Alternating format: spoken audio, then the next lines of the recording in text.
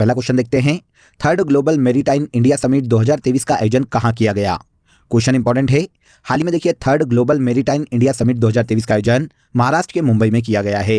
भारत के पीएम नरेंद्र मोदी ने मुंबई में आयोजित third global maritime India summit 2023 का हाल ही में इनॉग्रेशन किया। अब इस समिट की बात करें, इस शिखर सम्मेलन की बात करें तो देखिए ये देश का सबसे बड़ा समुद्री कार्यक्रम है, जिसमें देखिए दुनिया के अलग अलग देश जैसे यूरोप, अफ्रीका, दक्षिण अमेरिका और एशिया के अलग अलग देशों के प्रतिनिधियों ने भाग लिया है। अब देखिए इस शिखर सम्मेलन के आयोजनकर्ता की बात करें तो भारत में ministry of port, shipping and waterways और इसके अलावा federation of Indian chambers of commerce and industry, जिसे फिक्की के नाम से जाना जाता है, और इंडियन पोर्ट्स एसोसिएशन के माध्यम से संयुक्त रूप से इसका आयोजन किया जा रहा है। अब देखिए सबसे इंपॉर्टेंट इसके पर्पस की या ऑब्जेक्टिव की बात करते हैं, उद्देश्य की बात करते हैं तो भारत के बंदरगाहों और जितना भी समुद्री क्षेत्र है वहां पर इंटरनेशनल और घरेलू निवेश को बढ़ावा देना इस शिखर सम्मेलन को आयोजित किए जाने का मुख्य उद्देश्य है। इस शिखर सम्मेलन के दौरान देखिए भारत के पीएम नरेंद्र मोदी ने भारतीय मैरीटाइम ब्लू इकोनॉमी के लिए लॉन्ग टर्म ब्लूप्रिंट, जिसे अमृतकाल विजन 2047 नाम दिया गया है, इसका भी अनावरण किया है। मतलब एक विजन डिसाइड किया गया है कि भारत के समुद्री क्षेत्र और बंदरगाह क्षेत्र में इंटरनेशनल और घरेलू निवेश को बढ़ावा दिया जा सके। एक लक्ष्य निर्धारित किया गया है जिसे 2047 तक प्राप्त करना है। अब देखिए इस समिट की बात करें तो भारत में समुद्री अर्थव्यवस्था को बढ़ावा देने के उद्देश्य से इसका आयोजन किया जाता है। सबसे पहली बार फर्स्ट मैरीटाइम इंडिया समिट का आयोजन 2016 में किया गया था और last time second maritime India summit का आयोजन 2021 में किया गया था। अब 2023 में थर्ड मैरीटाइम इंडिया समिट का आयोजन महाराष्ट्र के मुंबई में किया जा रहा है। आगे बढ़ने से पहले आप सभी को एक इंपॉर्टेंट अपडेट देता हूं फ्रेंड्स। अगर आप ऑनलाइन टेस्ट सीरीज ज्वाइन करना चाहते हैं इंडिया में या किसी भी स्टेट की किसी भी सब्जेक्ट के लिए टेस्ट सीरीज, संयुक्त राष्ट्र में भारत के स्थायी प्रतिनिधि के रूप में किसे नियुक्त किया गया है तो देखिए यूनाइटेड नेशन में भारत के परमानेंट रिप्रेजेंटेटिव के रूप में अरिंदम बागची को हाल ही में नियुक्त किया गया है। आंसर ए हो जाएगा। ये विदेश मंत्रालय के प्रवक्ता हैं भारत में, अरिंदम बागची, जिन्हें हाल ही में जेनेवा में यूनाइटेड नेशन और अन्य अंतर्राष्ट्रीय संगठनों में भारत का स्थायी प्रतिनिधि नियुक्त किया गया है। इसके पहले यूनाइटेड नेशन में भारत के स्थायी प्रतिनिधि के रूप में इंद्रमणि पांडे काम कर रहे थे। इनके स्थान पर अब अरिंदम बागची को यूनाइटेड नेशन में स्थायी प्रतिनिधि के रूप में नियुक्त किया गया है।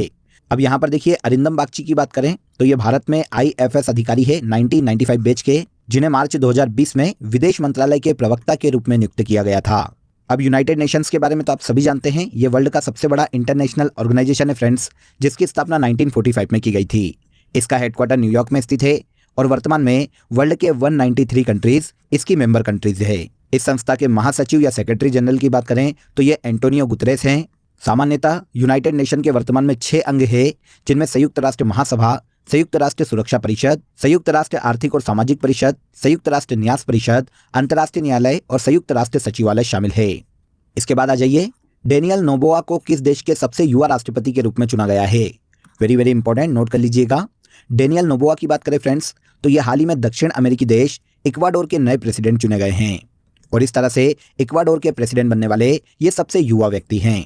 इनके पहले इक्वाडोर के प्रेसिडेंट के पद पर गुइलेर्मो लासो थे, जिन पर वहां की पार्लियामेंट में महाभियोग लाया गया, लेकिन इससे पहले ही वहां की पार्लियामेंट को डिसॉल्व कर दिया गया। अब जब मध्यावधि में राष्ट्रपति के चुनाव कंडक्ट कराए गए तो नए प्रेसिडेंट के रूप में उभर के आए डेनियल नोबोआ। अब बचे हुए कार्यकाल के लिए इक्वाडोर के राष्ट्रपति के रूप में डेनियल नोबोआ को चुना गया है। डेनियल ने इक्वाडोर में प्रेसिडेंट के इलेक्शन में अपने प्रतिद्वंदी लुइसा गोंजालेज को हराया है और इनको हराकर डेनियल नोबोआ इक्वाडोर के नए प्रेसिडेंट बने हैं। अब डेनियल का कार्यकाल इक्वाडोर के प्रेसिडेंट के रूप में बचे हुए कार्यकाल के लिए होने वाला है, मतलब इनका कार्यकाल केवल 17 महीने का रहने वाला है। मई 2025 में वापस प्रेसिडेंट के इलेक्शन होंगे, तब तक डेनियल नोबोआ इक्वाडोर के प्रेसिडेंट बने रहेंगे। अब जैसा कि अभी मैंने आपको बताया कि इक्वाडोर दक्षिण अमेरिका महाद्वीप का देश है, जिसकी कैपिटल क्वेटो है और अमेरिकी डॉलर यहाँ की ऑफिशियल करेंसी है। मणिपुर हाईकोर्ट का मुख्य न्यायाधीश किसे नियुक्त किया गया है। मणिपुर, ये क्वेश्चन भी पूछा जा सकता है क्योंकि अभी काफी समय से ये हिंसा से जूझ रहा है फ्रेंड्स। अब इसी बीच मणिपुर के हाईकोर्ट का नया मुख्य न्यायाधीश न्यायमूर्ति सिद्धार्थ मृदुल को नियुक्त किया गया है। आंसर बी हो जाएगा।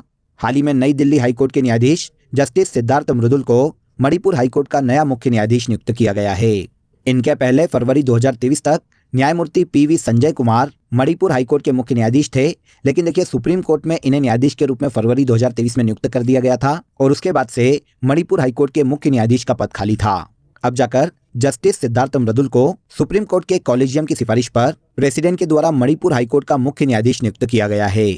इसके बाद देखिए ISO सर्टिफिकेट प्राप्त करने वाला देश का पहला महिला पुलिस स्टेशन कौन सा है। आईएसओ सर्टिफिकेट प्राप्त करने वाला देश का पहला महिला पुलिस स्टेशन मध्य प्रदेश के भोपाल का महिला स्टेशन है। आंसर ए हो जाएगा।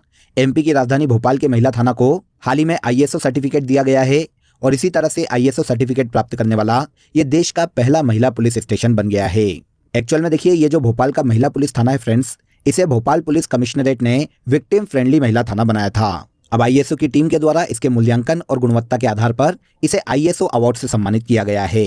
इस तरह से आईएसओ प्रमाण पत्र प्राप्त करने वाला ये देश का पहला महिला थाना बन गया है।